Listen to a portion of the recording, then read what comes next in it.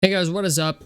Here's the Fast Break Report here, bringing you guys another vlog. So we got a pretty big bombshell report here at the end of the day that Kyrie Irving no longer wants to be a Brooklyn Net, which is a little shocking because in the offseason he made it seem like he really wanted to be there amongst the whole Kevin Durant requesting a trade, which that's another thing that could go absolutely awry here is a 3-team deal involving Kevin Durant as well, even though Kevin Durant's making $44.1 million this year, so it's going to be kind of hard to trade for Kevin Durant, but yeah, it seems like Kyrie no longer wants to be a Brooklyn Net. And the 3 teams most likely to trade for him are the Lakers, the Mavericks, and the Phoenix Suns, which has been reported.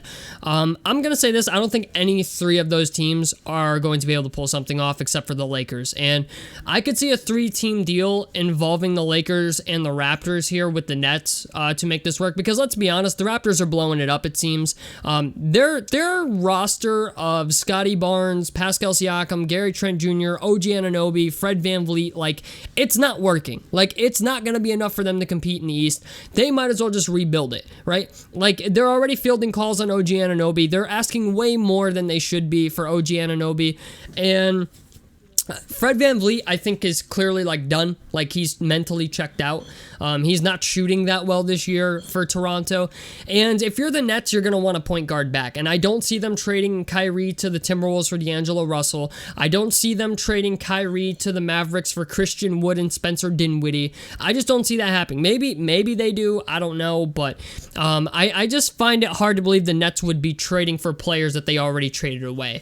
But the one team that does make sense is the Toronto Raptors. And the reason I say that is because there is a 3-team deal that could happen where Russell Westbrook gets sent to the Toronto Raptors for the 2027 and 2029 first-round picks from the Lakers, unprotected, obviously, and a 2028 first-rounder from the Nets, unprotected, obviously, as well, to the Raptors in exchange where Fred VanVleet and Gary Trent Jr. would go to the Nets, and the Lakers would get Kyrie Irving and Thaddeus Young. Thaddeus Young obviously coming from the Raptors. And this, I think, would be a trade that's kind of ideal for all parties involved. The Nets get their point guard in Fred VanVleet. They get another shooter in Gary Trent Jr., who's 24 years old. Seth Curry's 32.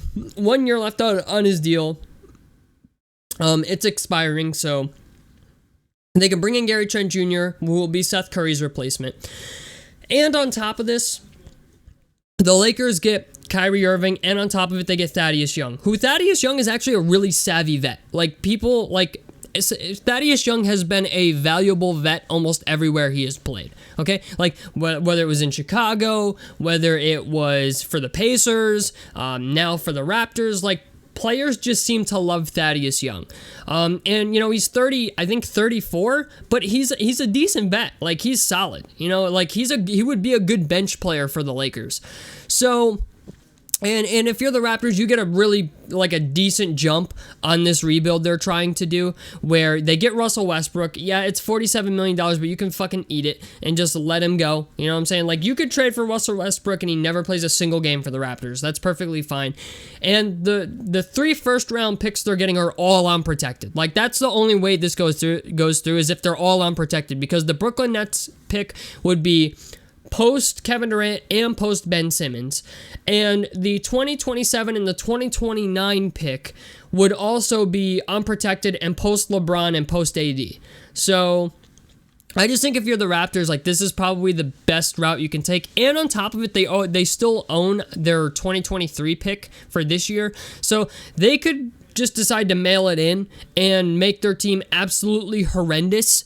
And, you know, like, you could trade Siakam to somebody. You know what I'm saying? Somebody's going to take Siakam. Like, if you really want to get rid of Pascal Siakam, somebody's going to take him.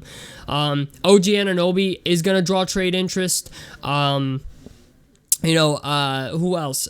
Chris Boucher would probably draw some trade interest. Like, if the only guy on their roster who's untouchable is Scottie Barnes, the Raptors are like the farming team of the NBA right now. Like, everybody's watching what they do, and if they were to be a part of this, like, they could just sell. And you know what? Honestly, for Siakam and OG Anunoby and Chris Boucher and a couple guys on there, like, they could get a flurry of first round picks that, you know, you've got your picks towards the back end of the decade, right? With the first round picks from the Lakers and the Nets for 2027, 2028, and 2029, right? And who's to say you can't get a 2024 and a 2025? You know what I'm saying? Like, you could get a 2024 for Siakam. You could get a 2025 first round pick for OG. You know what I'm saying? Like, and you can trade them to teams that just suck. You know what I'm saying? Or teams that are not expected to be good in the next couple of years. So that's why I like this, is because Toronto could really get a huge jump start on their rebuild. And honestly, like, if they get a 2024 and a 2025 and maybe even a 2026 first round pick from somebody, like OG Anunoby's worth probably 2 first round picks. I will say that. I don't think he's worth 3, but 2, you could get a 2024 and a 2026 for OG Anunoby. And for Siakam, you could probably get double up on some of them. Like, Siakam's an all-NBA player. You could probably get 3 first-round picks for Siakam. So all I'm saying is, like, there's, like, maybe you trade, I don't know, Pascal Siakam to a team like the Thunder or something, like a team with a shit ton of cap space, or a team that could make a shit ton of cap space, or a team like I don't know, Siakam really fits the Spurs timeline at all, but like there's you could, like, the Pacers are a team. You know what I'm saying? The Pacers could trade for Siakam, considering they need a 4.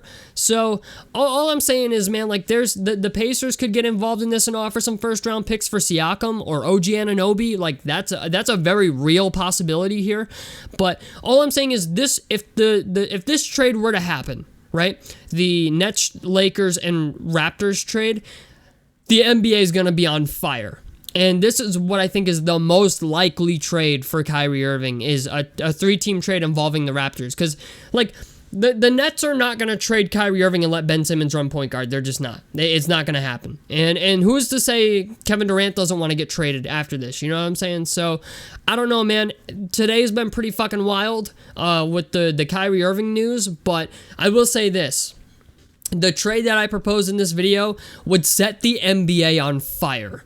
Okay? And I mean that, because Siakam would get traded, OG Anunoby would get traded. Like, at that point, it's open season on the NBA trade deadline here in the next, 6 days. So, I don't know, man. Crazy report, but we'll have to see what happens. Tell me what you guys think about this down below in the comment section below. Like helps me out, subscribe if you guys want to see more on the Fast Break Report, and out of this motherfucker. Peace, guys.